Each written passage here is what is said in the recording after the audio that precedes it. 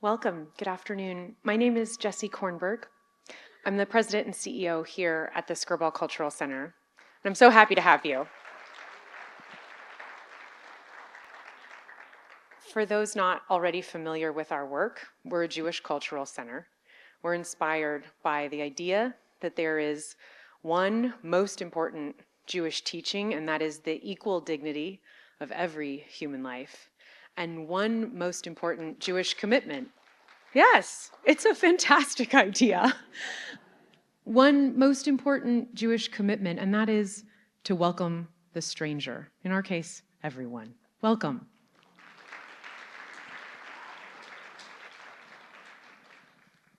Tonight, we're so lucky to be joined in partnership by Jewish Story Partners and also the Holocaust Museum here in Los Angeles. We couldn't be luckier to have such incredible collaborators on days like today. And I want to just make a plug for civic institutions and art institutions generally. They make us better.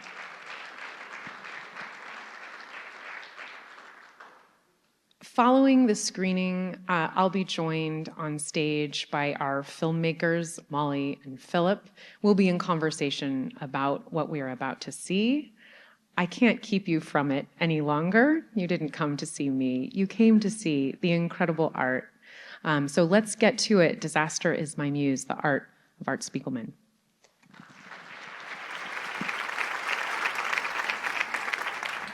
I actually failed in my only assignment. Just 2 minutes ago, a very special person said, "I can't believe you don't speak from notes." Now she believes it. The program is entirely possible due to the support of Jewish Story Partners for projects like this. And that's right, it's so important. And Jewish Story Partners' work is only possible because of the leadership and stewardship and thoughtful choices that Roberta Grossman makes. So it's my pleasure to welcome her to the stage.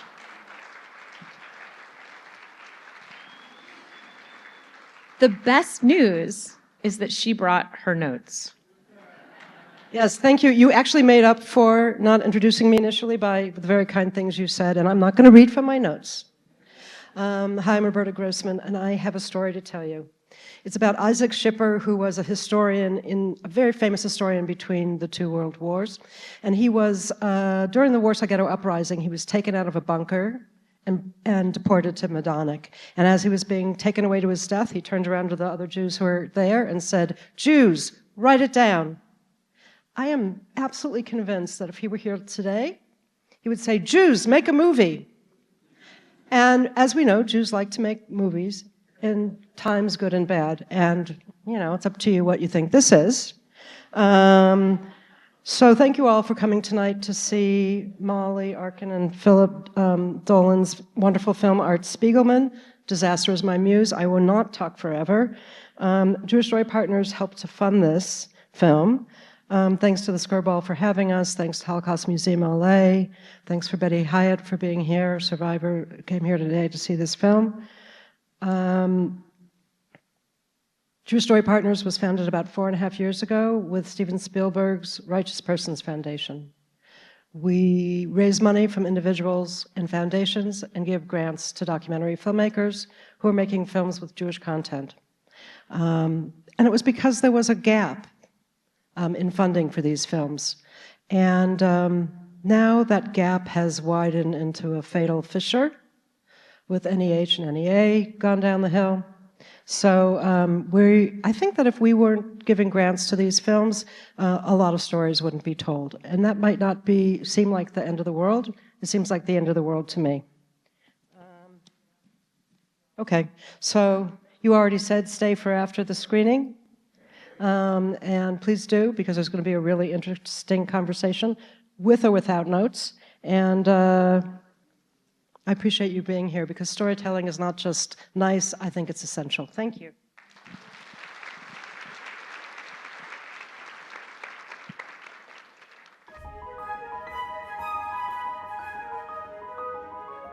There was an enormous shift. A proudly Jewish woman was center stage. Hello, gorgeous. I remember being interviewed and asked, do you think it's in bad taste to have done a comic book about the Holocaust? I said, no, I think the Holocaust was in bad taste. I'm Jewish and my parents are from Germany, and there were children that were being experimented on who had disabilities. I am also Jewish. I was a yeshiva boy gone bad, but I love Judaism so deeply.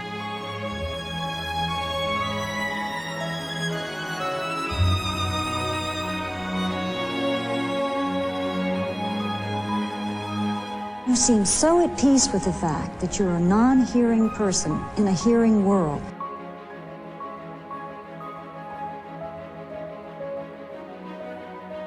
I have found Yannick.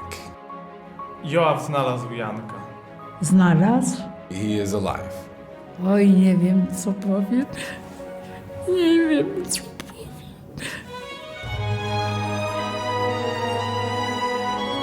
Are you definitely sure you're ready to go? I'm ready to go. The next adventure. I thought, this is so common. People can understand a family. I learned that to sing it in the Hebrew tongue is Hine Matov. Are we ready? Are we ready, you all?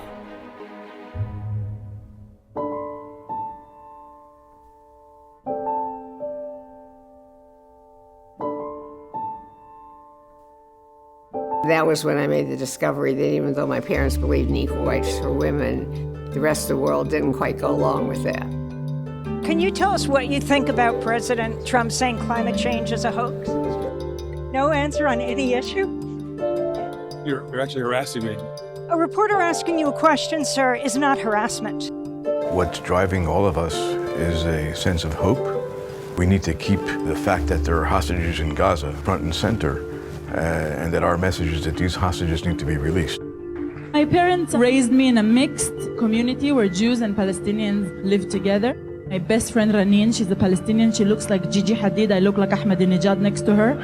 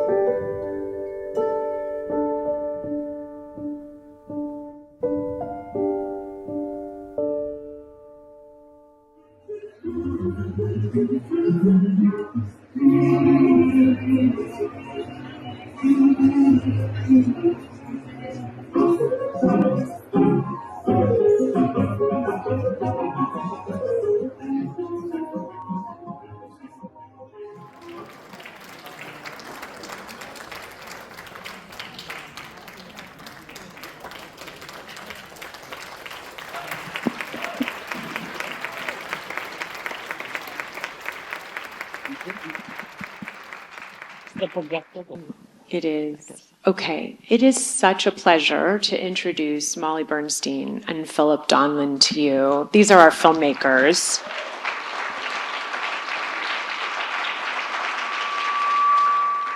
A moment of background.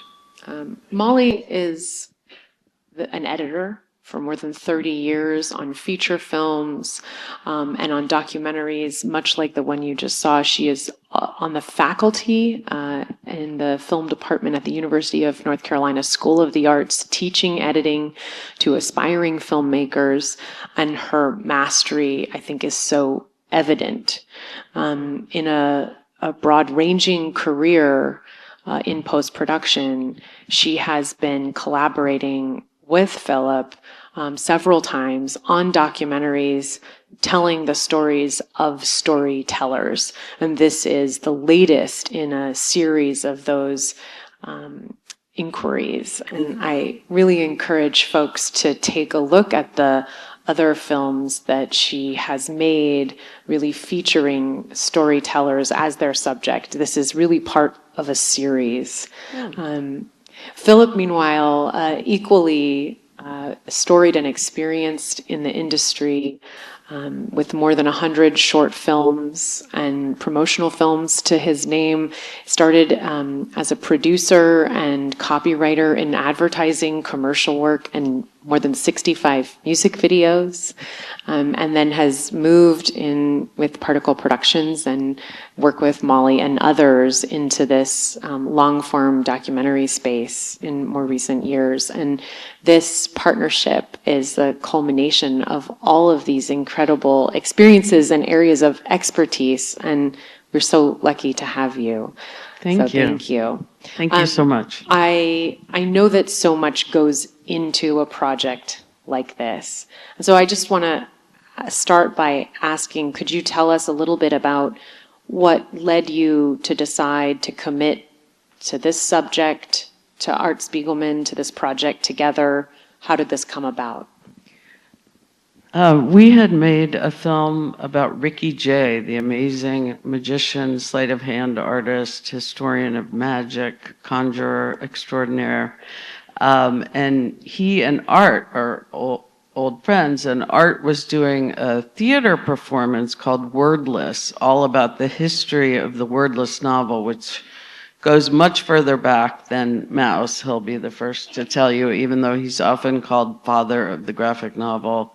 He usually demands a paternity test and claims that he's not actually the father.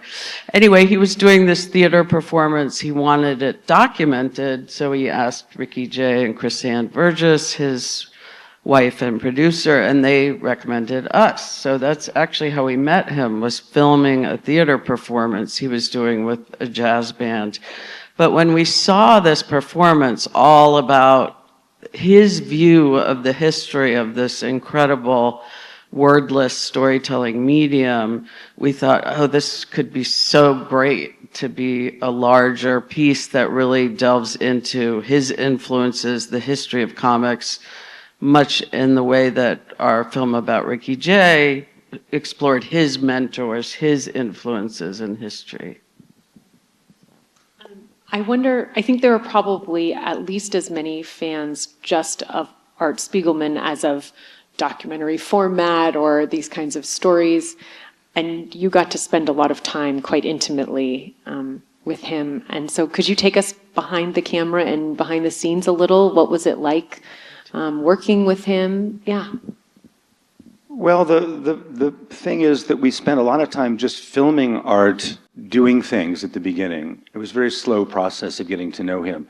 So he might win an honorary degree and we would film that, or he might be working in a lithography studio and we would film that. And a lot of it was just being invisible and just filming him, hearing what he had to say, hearing his references to comics. And so our job was a little bit to step back and to study the history of comics. We used to joke that we had three graduate degrees we had to get to make this film. One was the history of the comic book form. The other was the history of Art Spiegelman's life, which is very complicated. And the third was the history of Holocaust, the Holocaust representation in film and in literature. So there's a lot of studying involved. And we actually we only did a handful of interviews with Art, so we were very well prepared for those interviews.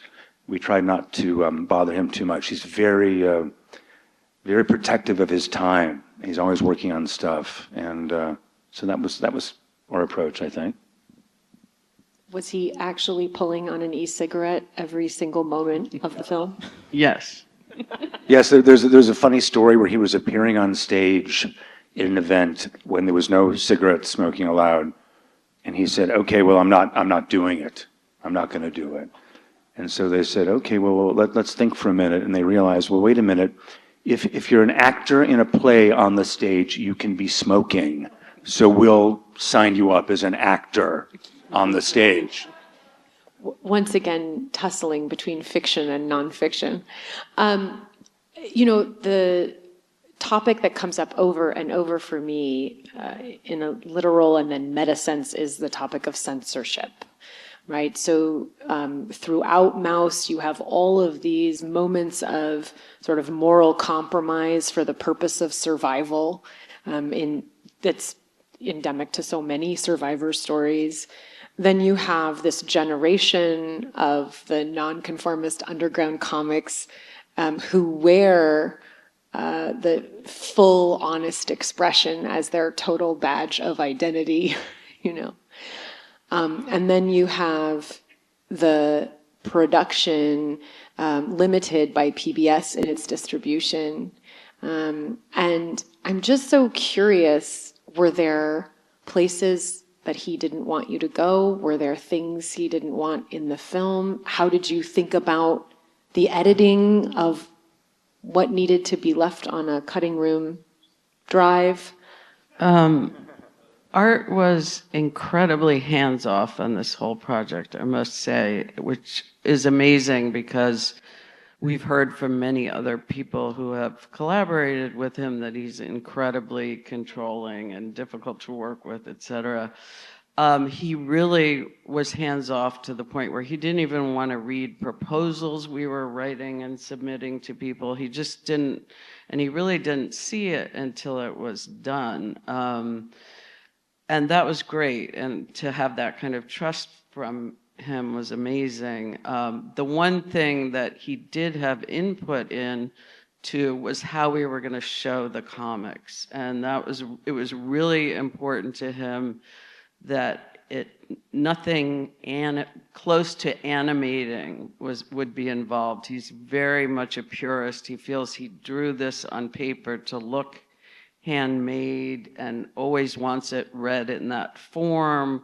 So it's a very tricky process to, bring it to another medium without hurting the integrity of the artwork. So he said to us, that the camera can't be a hammy actor, which was a great direction. So, we needed to, as much as we could, show the full page first and then show individual panels, but never really go into within his frame. We did once in a while, but not much. So it was a very interesting thing to work on with him and to realize how right he was, because also we had some earlier versions where we did more kind of motion graphics and things with it, and it really doesn't, it really read the best. And he said it has to be very sober, the way we showed these comics, and particularly the mouse. I mean, obviously Raw and other things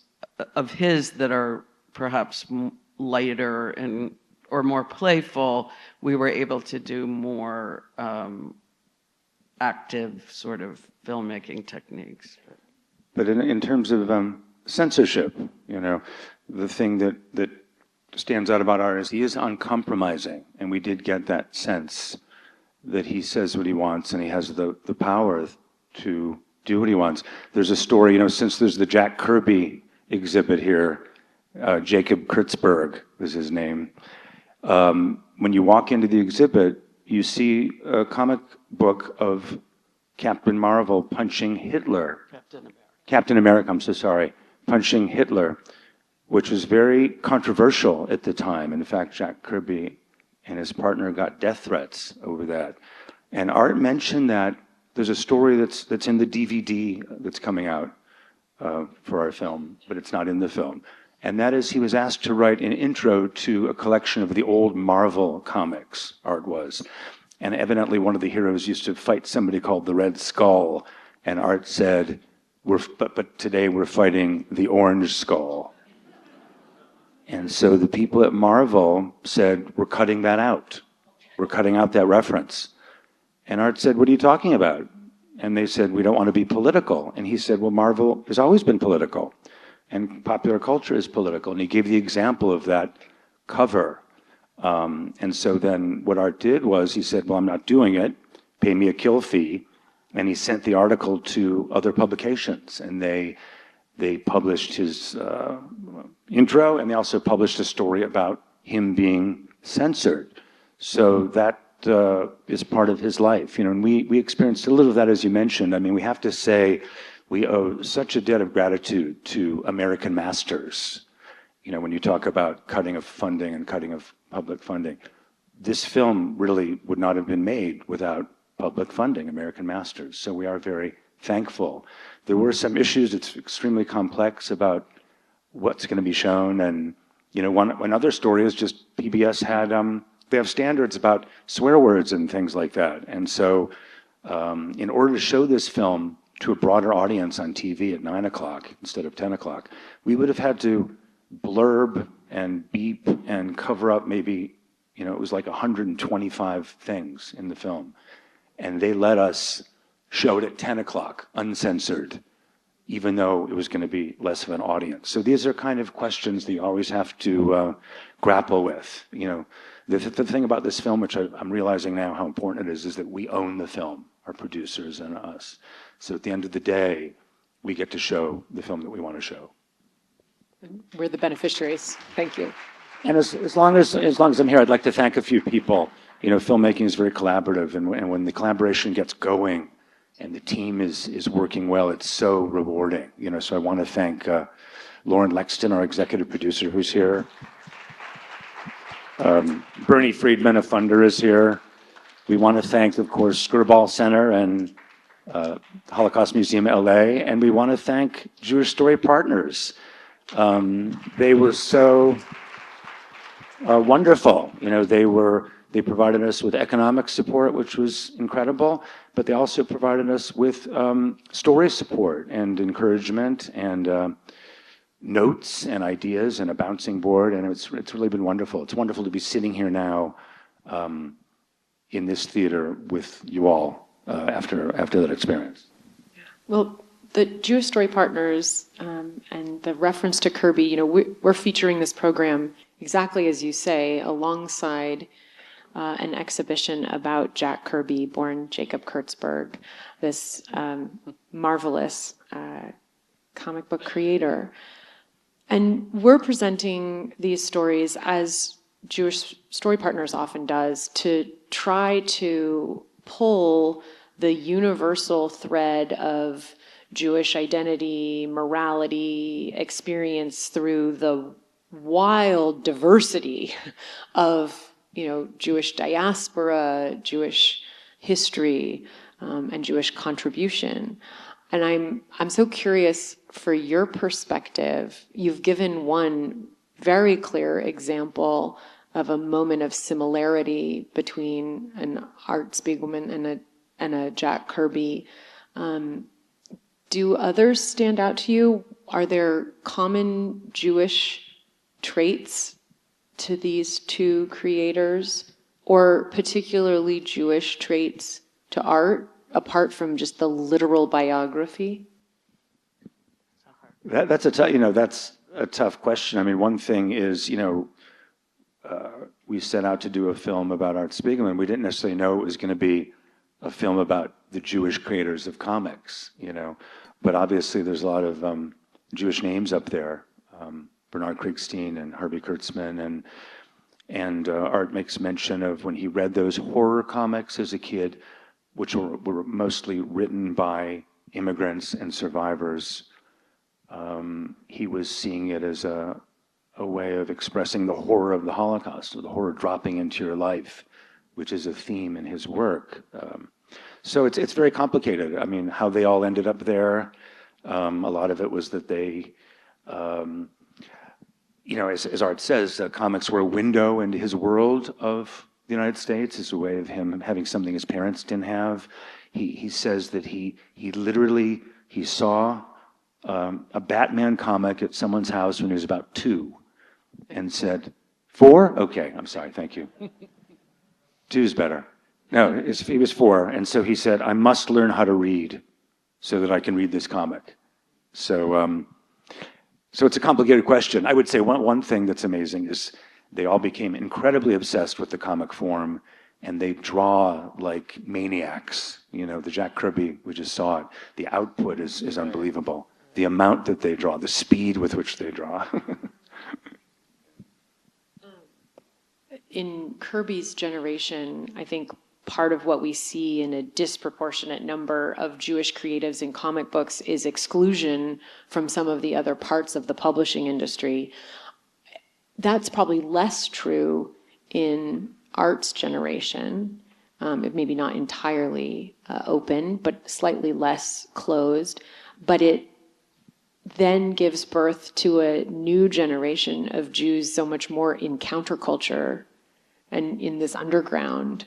And so that's sort of like, I see this generational shift between the generation of Art's parents and his own.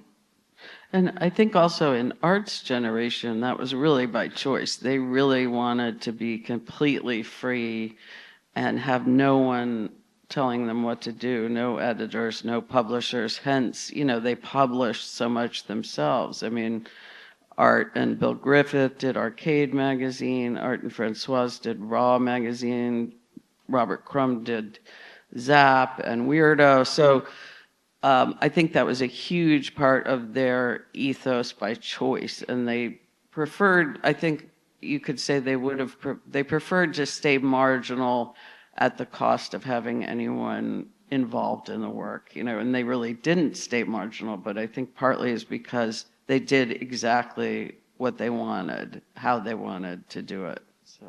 And also in that note, you know, Art did say it in the film, they really didn't expect Mouse to be read by many people. They were doing this magazine called Raw, which I think had 3,000 or 4,000 subscribers, and they were part of an underground culture.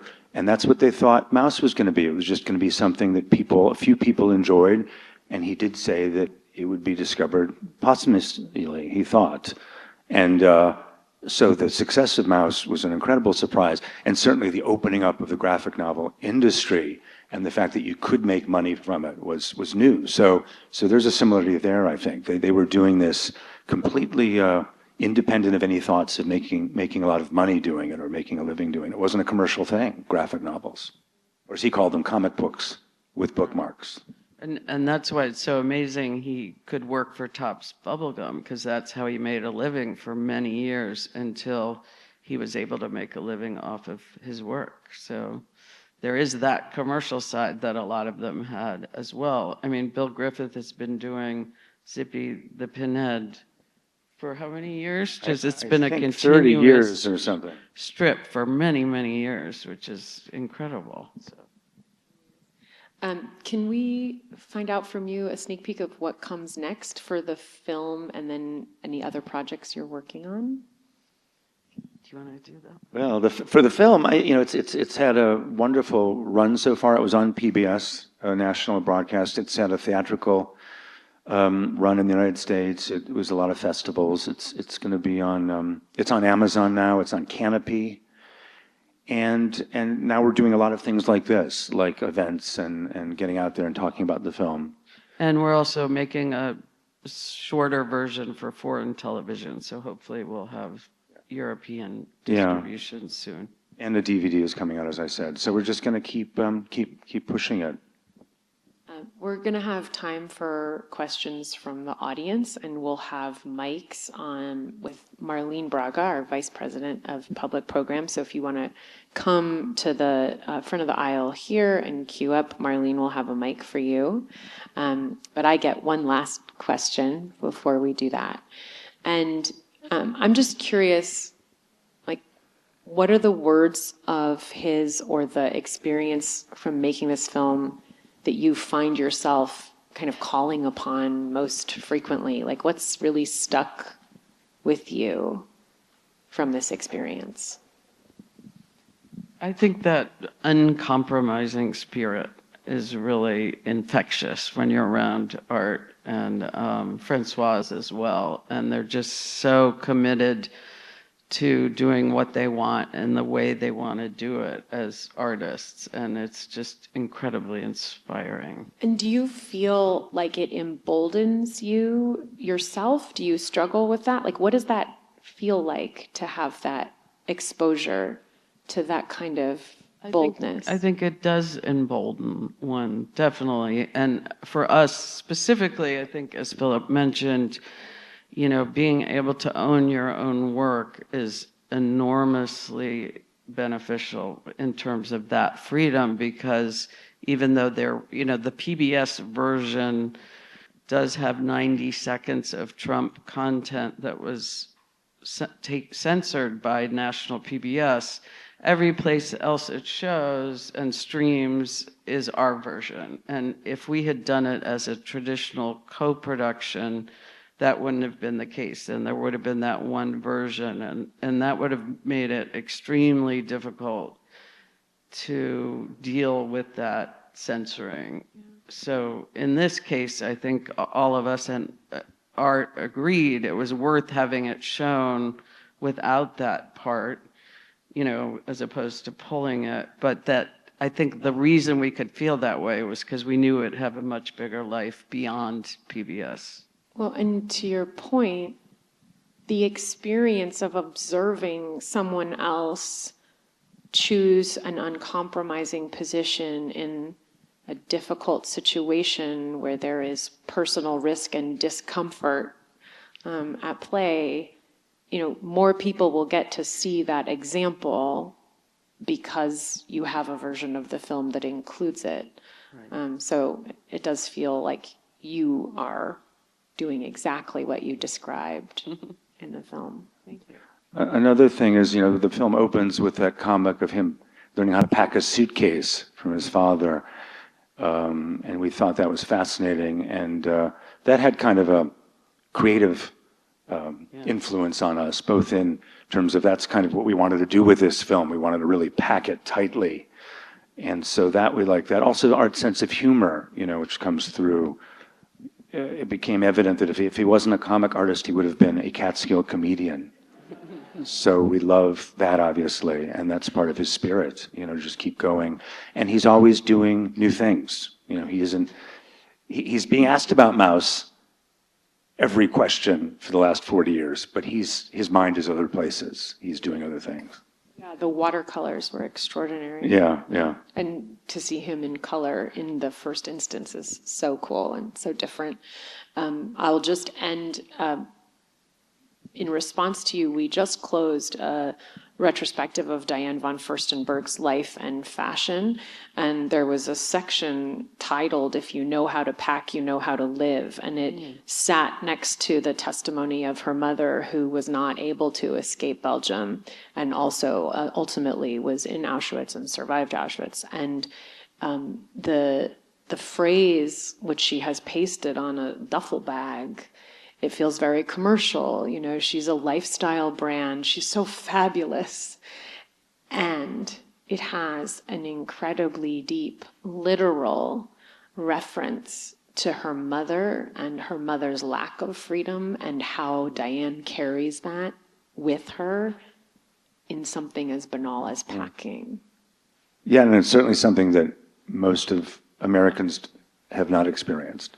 Although I will say during the LA fires, that was a time when people did have to do that, to pack to leave with what they could carry. There was a show here this summer about summer in the Catskills, and we asked visitors to share summer memories with us. And a visitor left a postcard saying her family was never able to take a family vacation to see their family in Mexico because they were undocumented. And so that freedom of travel at different moments of history and different circumstance, we learn not to take for granted.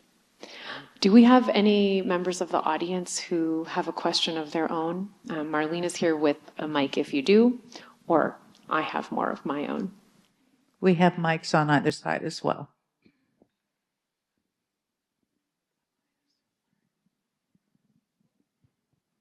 Thank you. I'm curious about art in today and the question, with the demise of editorial cartoons and newspapers and just in general, does he still feel the way he felt during the first Trump administration and is not actively using his wit to comment on the world we're in today? Well, he did a comic. He's doing stuff. I think he's. I don't exactly know exactly what he's thinking about now. I'm assuming it's similar to what a lot of other people are thinking. He did a comic with Joe Sacco about the war in Gaza, and he's still doing it. He did. There was another section not in the film where he talks about how with the rise of AI and deep fakes and so forth, there's a certain authenticity in the drawing. So drawing might come back for that benefit. He talked about the early days of reporting before cameras. They would send artists to places to cover fires, wars, crimes, and so forth. And so he's grappling with all those issues.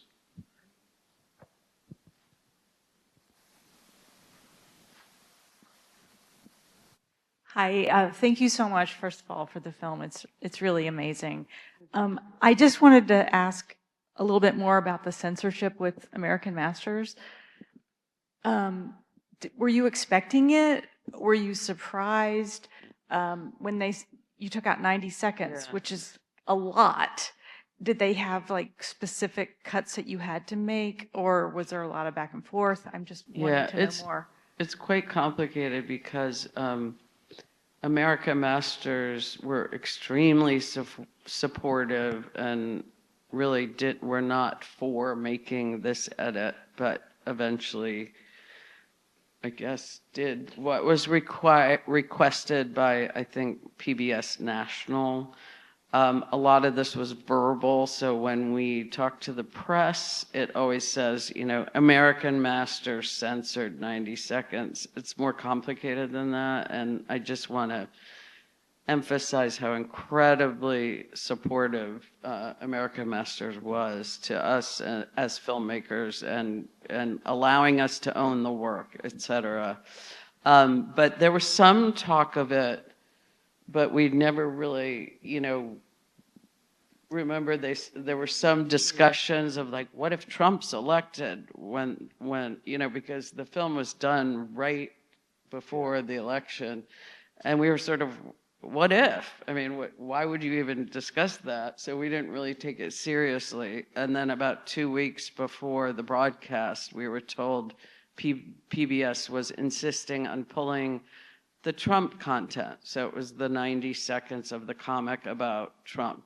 Yeah, I think we didn't, I mean, the thing it's extremely complicated and hard to talk about, but I think they had the right to do it. It wasn't our decision to do it. They had the right to broadcast the film on television, and they gave us the right to not beep out the profanity and show it at 10. And I think we helped them. They were going to cut more, I believe, and we said no, and then we just kind of made sure it made sense, and it was a nice cut. But again, and this kind of is really the moral of the story for us, is that at the end of the day, we knew that it was our film, and that after it did that national broadcast, it was going to go out into the world, and it's in the form that we wanted. That colored a lot of our view.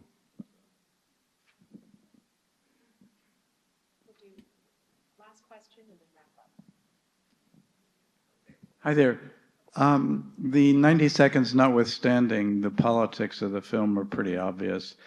And I wonder if in the aftermath of it all, have you or anybody who was seen on screen encountered any blowback or pushback politically because of some of the positions articulated?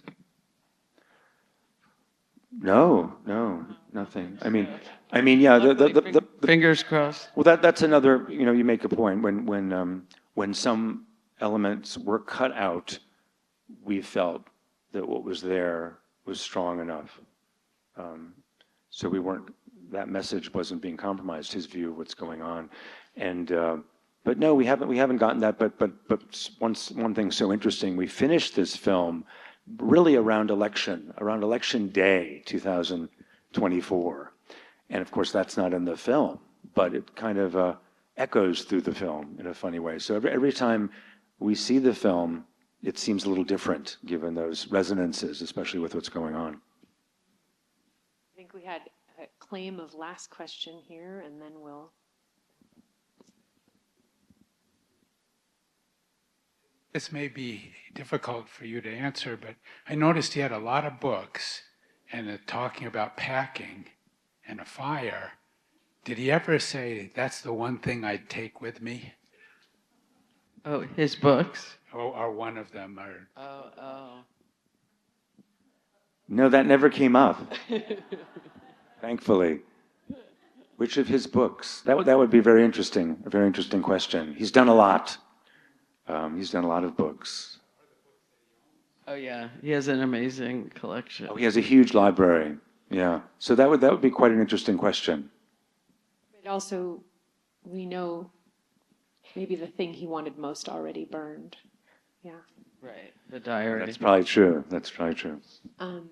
So I want to thank everyone who came and enjoyed this with us. For me, this was incredibly moving and such an amazing opportunity to be with creators who appreciate storytelling and this legendary, revolutionary story maker. Folks, I hope you have a safe drive back and a wonderful evening. Thank you so much.